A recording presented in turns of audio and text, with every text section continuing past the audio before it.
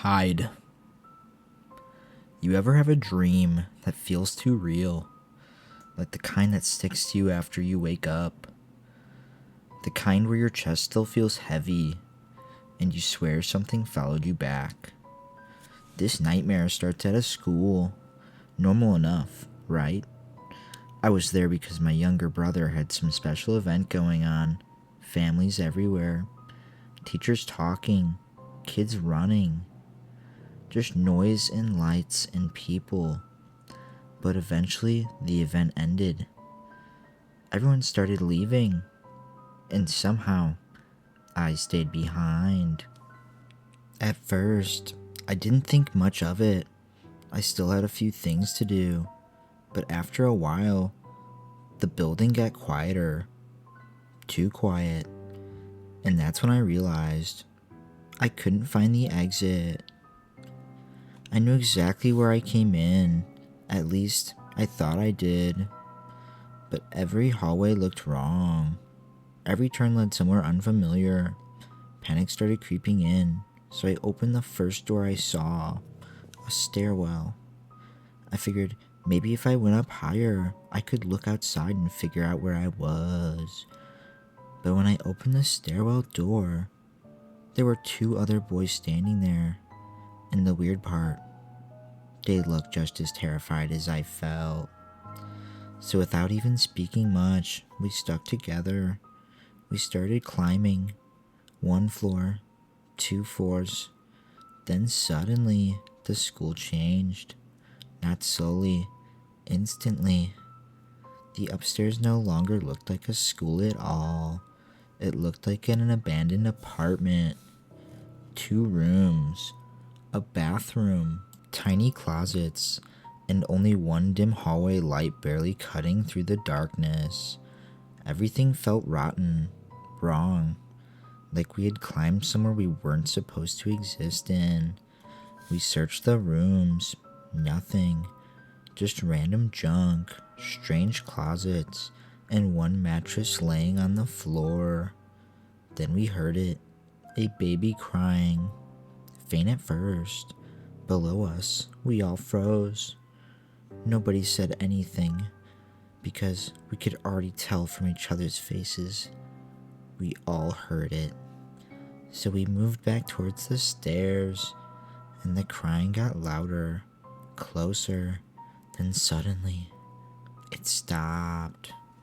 Dead silence. That kind of silence that makes your stomach drop. That's when fear became something else. Dread. Pure dread. We hid immediately. One boy slipped into another room. The other buried himself under piles of junk in the corner. And me, I crouched behind a door, staring through the tiny crack near the hinges, waiting, listening. Then we heard footsteps, slow, dragging, coming up the stairs. At first I couldn't see them clearly.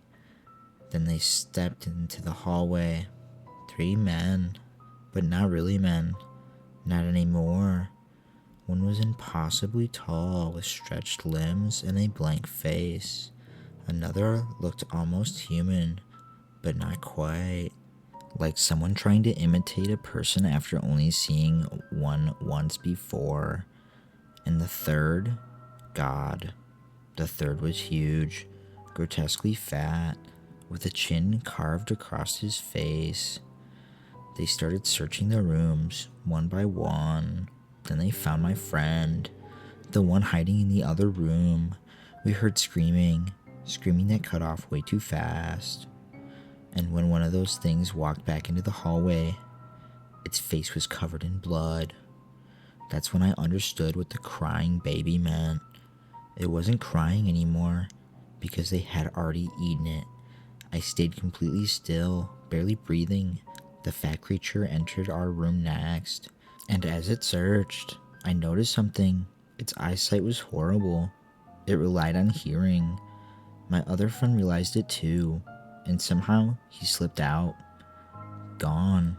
And once he disappeared, I knew I had one chance left. I waited silently until the creature turned away. Then I looked through the crack again and saw its eyes staring directly back at me. It knew. It had known the whole time. I slammed the door into its face and ran. I didn't think. I just ran down the hallway, skipping steps, throwing myself downstairs until I crashed through the door and hit cold air. Outside, except it wasn't outside. Not really, because somehow I was standing in the backyard of my own house and the world was empty. No people, no cars, nothing, just silence, and those monsters somewhere behind me. And even now, I'm still running. Sleep tight. My grandma said she'd go in my place. Have you ever had a dream that felt less like a dream and more like a warning?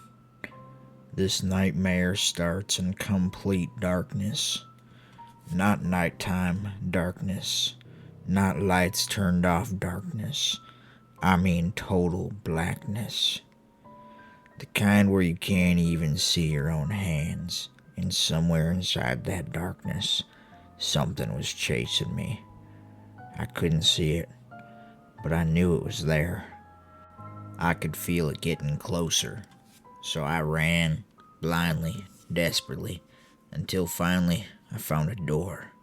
And behind that door was my grandmother's bedroom. My grandmother had already passed away years ago, but in the dream, somehow, I knew she was inside. I didn't want to disturb her, but whatever was behind me was getting closer. So I knocked. The door creaked open, and from inside the darkness, 2 hands reached out toward me. Then I heard her voice, soft, warm. "Come, my child." I grabbed her hands immediately, and she pulled me into her bed beside her. She wrapped her arms around me like she used to when I was little. And suddenly, for the first time since the nightmare started, I felt safe. Then she whispered, "Hush now, they can't hurt you here." But right after she said that, the room changed. I heard movement outside the bedroom. Dozens of footsteps, scratching, breathing, and then they came in. Things, not people. These twisted crawling beings flooded into the room like starving animals. They searched every corner, sniffing the air, looking for me. At first, they couldn't find me. I stayed buried in my grandmother's arms while they moved around us in the darkness. But then, one of them stopped, slowly turning its head toward the bed. It knew. The creatures started moving closer. Closer. And just before they reached me, a door bust wide open. Blinding white light poured into the room. The creatures screamed. Some collapsed. Others scattered into the darkness like cockroaches. Then an old woman stepped into the doorway. I didn't recognize her, but she looked directly at my grandmother and said, "Rosie, we kept sending signs to this girl, but she refuses to waken her spiritual side." Then she looked at me. "You should let her come back now." I remember feeling confused, terrified, like they were talking about something I wasn't supposed to hear. Then my grandmother looked at me differently. Not sad, not afraid, almost accepting. And she said, "My child, you don't have anything left to do on this earth now. You can come with me." The second she said that, I started crying, because somehow, deep down, I understood what she meant. This wasn't just a dream anymore. I looked at her and begged, "Grandma, I'm scared. I don't want to die." And then she smiled, the brightest smile I've ever seen. The kind of smile only someone who truly loves you could give you.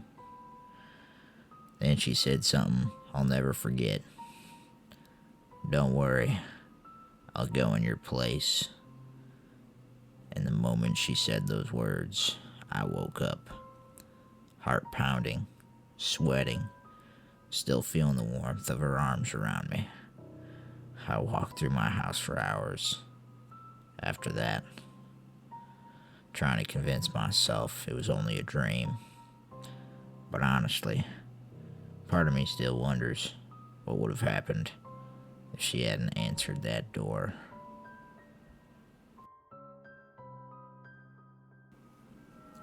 The goat that ate the world. Some nightmares are chaotic, others feel random, but every once in a while, someone dreams something so specific, so detailed, that it feels less like a nightmare and more like witnessing something you were never supposed to see. This dream begins in a completely white room. No doors, no windows, just endless white emptiness.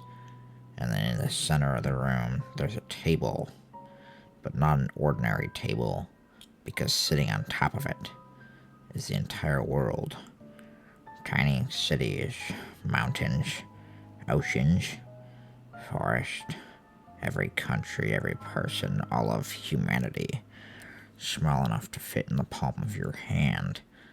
Then a man enters the room, silent, emotionless, and beside him on a leash is a goat. But there's something horribly wrong with it. Its eyes almost look human, its teeth are stained dark, and every breath sounds wet, hungry. This man walks the goat toward the miniature world. Then he points at a city. Immediately, the goat lowers its head and begins eating it. Not destroying it, eating it. Buildings disappear between its teeth. Entire populations vanish silently. No screams, no explosions, just chewing, slow, crunching. The man watches calmly until the city is gone. Then he points to another, and another, and another. City after city, country after country. This goat devours the world piece by piece. But then something changes. The goat approaches one specific city, and for the first time, the man pulls back on the leash. No, he says. You can't have that one. The goat freezes, slowly turning its head toward him, and then suddenly it bites him instead. The screaming is immediate, violent. The goat tears into the man while he writhes in agony beside the table. And when the man finally points toward the forbidden city, does the goat stop eating him? Then it calmly begins devouring the city instead. That's when the pattern begins. Every time the man says, "You can't have that," the goat punishes him, biting deeper, longer, more violently each time. And eventually the man learns.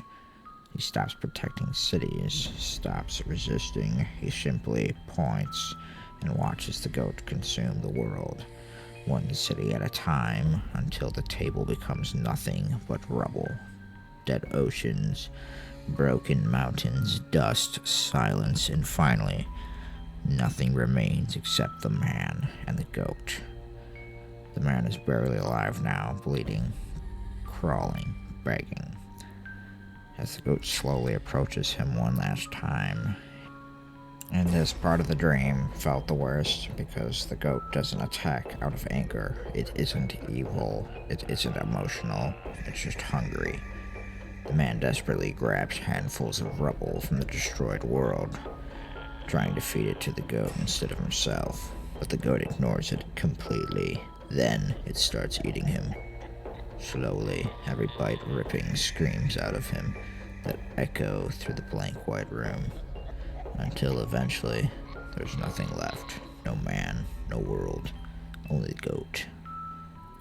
Standing alone beside the ruined table, chewing.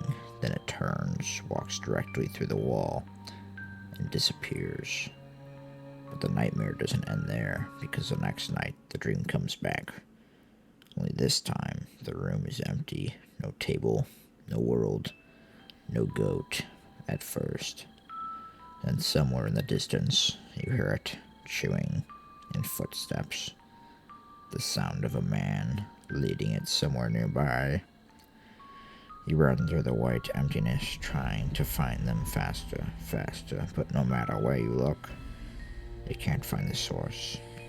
Only the sound, the chewing, the footsteps. Like the goat is still out there somewhere, still hungry, still being led toward something else to consume. And right before waking up, one horrible thought hits you. What if the world on the table wasn't ours? And what if next time it is? The thing beyond the dream. There are nightmares, and there are experiences that feel older than nightmares. The kind that leave you shaken for days, the kind that make reality feel thin. This dream began with a presence, not a creature, not a monster. A presence, something standing somewhere beyond sight, watching, and somehow I knew it could see me perfectly. Not just my body, not just my thoughts, everything. It knew who I was, it knew I was dreaming. And worst of all, it understood that inside a dream, it had complete control. No words were spoken, but somehow information flooded into me instantly.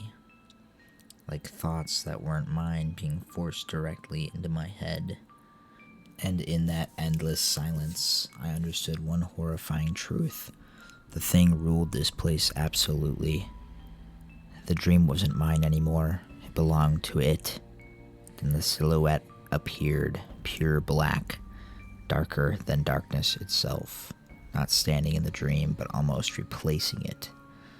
Its shape felt impossible to focus on, like reality itself refused to fully understand what it was seeing. And then it changed. In less than a second, the silhouette split into countless forms. A million shapes unfolding all at once. Human, animal, something ancient, something dead, something that should not exist. My mind couldn't process it fast enough, and then I blinked. That was the mistake, because the second my eyes closed, its image burned itself into my mind. Permanent, like it had been waiting for weakness. The moment I opened my eyes again, hands exploded upward from the darkness beneath me. Black hands, dozens of them, stretching from an endless void, grabbing my arms, my legs, my throat, pulling me downward into absolute nothingness. And that's when reality itself began to rot. The walls bent inward. The air became thick. Everything around me started decaying, like the dream was collapsing under the weight of this thing's existence. And through all of it, the presence remained calm, watching, almost curious, like a spider observing an insect finally trapped in its web. I tried to scream. Nothing came out. I tried to wake up. I couldn't. Because deep down, I knew something horrifying. This wasn't trying to scare me. It was trying to keep me. The hands dragged me deeper into the void while those shifting forms continued flickering in front of me faster and faster. Too many faces, too many eyes, too many things existing at once. Then suddenly, I woke up, violently, my entire body spasming, heart hammering so hard it hurt. And even awake, the feeling didn't leave, because it didn't feel like I escaped a nightmare. Feel like I escaped something real, something ancient, something intelligent, something that noticed me, and almost pulled me somewhere I was never supposed to go. And the worst part, even now, part of me is terrified to fall asleep again, because what if blinking wasn't the mistake? What if it was recognizing me?